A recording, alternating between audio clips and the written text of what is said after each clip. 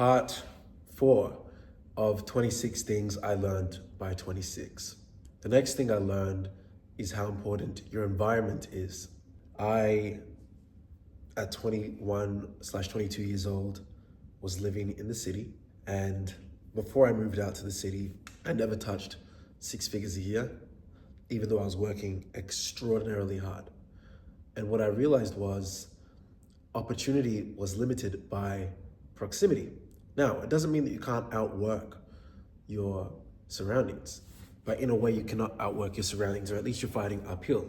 So when I moved to the city, I was able to get corporate jobs in the city. I was able to bump into more people that were making more money, younger. I was able to be around a speed that was much faster than the suburbs in which I grew up.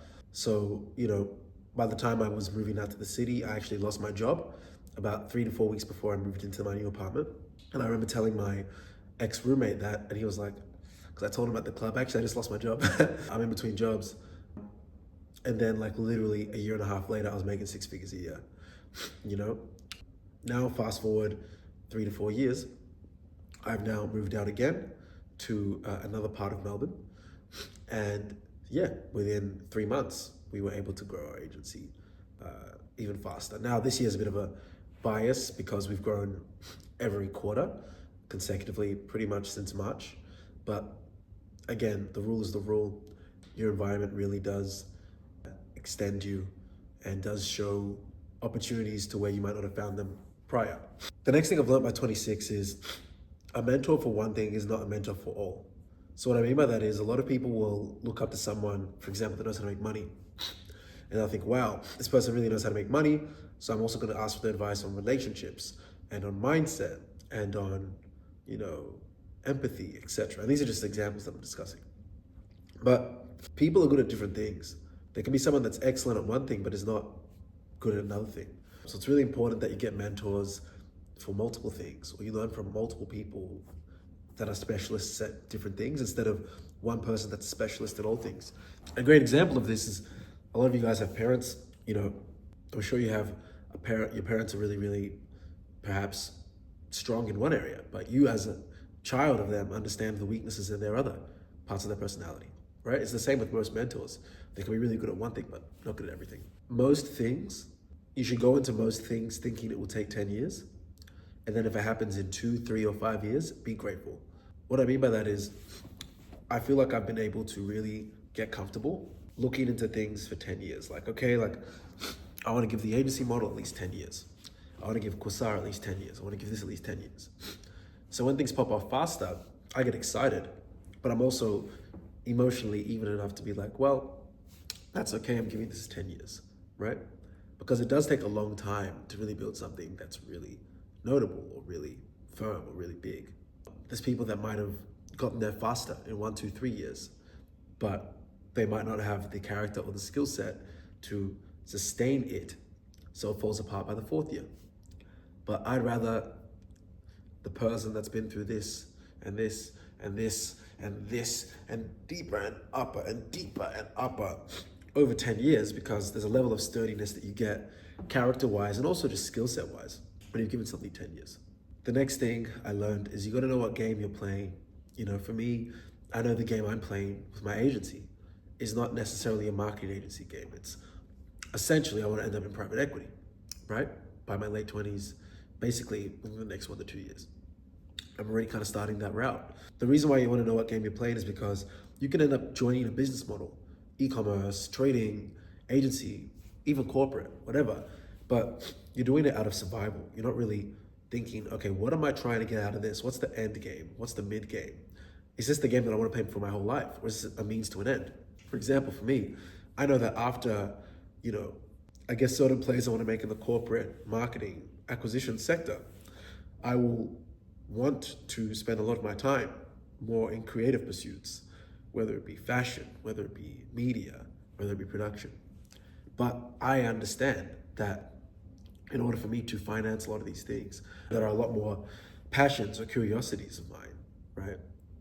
I understand that I want to have a good season of just building, a really big corporate empire, and I want to be able to sell it eventually, and I want to be able to have infrastructures that allow me to acquire more things, But I understand that it's not a means to an end, but I guess it's a bridge to the next venture. So having that precision also translates into conviction when trying to recruit other people. You know, when earlier last week, I drew up kind of the company structure that we're aiming for 2026. And I sent it to my account managers and someone that I think I might promote to COO in March of next year, which is really exciting. It's really cool that I'm able to even talk about having a COO. Like, it's a big blessing. But a big part of that is also because I have conviction on what I actually want to do with my company and beyond my company, it now allows them to fit in their own visions as well underneath it. Which brings me to my next thing. When building a team or creating something big, you need to have such a big vision that people can fit their own visions within it. So there was a video, I think it was not Grant Cardone, it was one of those business guys on YouTube. And it was like, why are you thinking of just, I think it was Eddie Malouf, maybe. Why are you thinking of just 10K a month? 10K a month solves you, but what about if you have 5 people? Maybe they all need to make 5K a month. So now your goal is 60K a month. Okay, but what if they have family and friends and then you want to bring other people in? Okay, now you need to make 600K a month, and then 1 million a month, and then 10 million a month, and then 100 million a month, right? So one thing you'll realize, especially when you start building a team, is that the game actually becomes a lot bigger than you. Like for me, like the reason why we'll probably get to like 1 million a month by the time I'm 27 is because I already have so many mouths to feed. I got so many people that depend on me, depend on my decision making. It was my birthday, literally as of Wednesday. I got some serious hay fever. But literally this weekend, I've still had people be like, hey, you know, I think I need this and that. Can you cover this as a company expense, that kind of thing. So it's bigger than me, and that's a good thing. That's a blessing. I've had people be like, Dami, like, thanks to you, I've been able to buy my first car. Thanks to you, I've been able to work as a team leader. Thanks to you, I've been able to get more clients. So you really need to be able to have a mission that's big enough for multiple people to fit in their own things into your thing. Very important. Okay, another thing, and this is a bit more non-business, and this is a bit counterintuitive, and perhaps people disagree. I think you should be open to love more. What do I mean by that?